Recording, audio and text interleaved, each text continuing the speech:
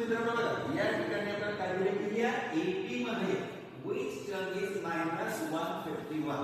आता इथं इम्पॉर्टंट भाग असा आहे की मुलांना हेच समजत नाही की नेमकं काय करायचं. हे बघा आपल्याकडे फॉर्म्युला कोणता दिसतो pn = a + n - 1 * d. कोणत्या व्हेरिएबलची किंमत काढायची आहे हे इथे समजणं फार महत्त्वाचं आहे. सो इथे दिलेलं काय ते तुम्हाला प्रॉपरली लिहायचं. a = 11. फर्स्ट टर्म 11 दिलेली आहे. आता t1 t2 t3 t5 सर्व दिलेले आहेत. पण डिफरन्स काढायचा.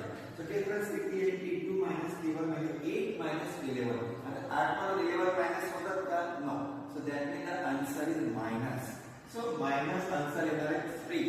हे जर चूक केली तर पुढे सर्व चुकणार. द नेक्स्ट वन tn ची किंमत दिली लास्ट टर्म अशी कोणती टर्म आहे की ज्याची किंमत -1 पाहिजे त्याचा नंबर काय आहे विचारलेला म्हणून इथं n किती आहे विचारलेलं. जर n चा टर्म -151 असेल तर n ची किंमत किती.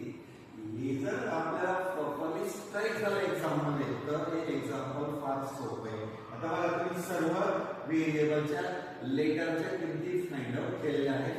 आता आपण इथं फॉर्म्युला लिहायचा. फॉर्म्युला म्हणजे pn = a + n - 1 * d. आता इथे सर्व किमती ठेवायच्या. व्हेरी इम्पॉर्टंट बघा tn ची किंमत बरोबर -151 ठेवायची. नंतर a च्या जागेवर 11 n अननोन आहे. आपल्याला टर्म नंबर काढायचा की which term number is -151. This is the question. So याची किंमत आपण अननोन ठेवलेली आहे. आता ही सर्व आपल्याला सो मित्रांनो बघा आता हा 11 मी काय केला ते सिम्प्लिफिकेशन खूप महत्त्वाचं आहे. 11 become the minus on the left hand side.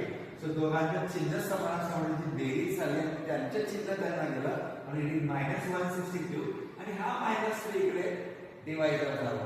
So मित्रांनो लक्षात ठेवा या स्टेप मध्ये तुम्हाला काही पण अडचण असेल तर निश्चितपणे विचारा कारण ही स्टेप खूप महत्त्वाची आहे. आणि नंतर मायनसचा भागाकार डिव्हिजन ही प्लस होते.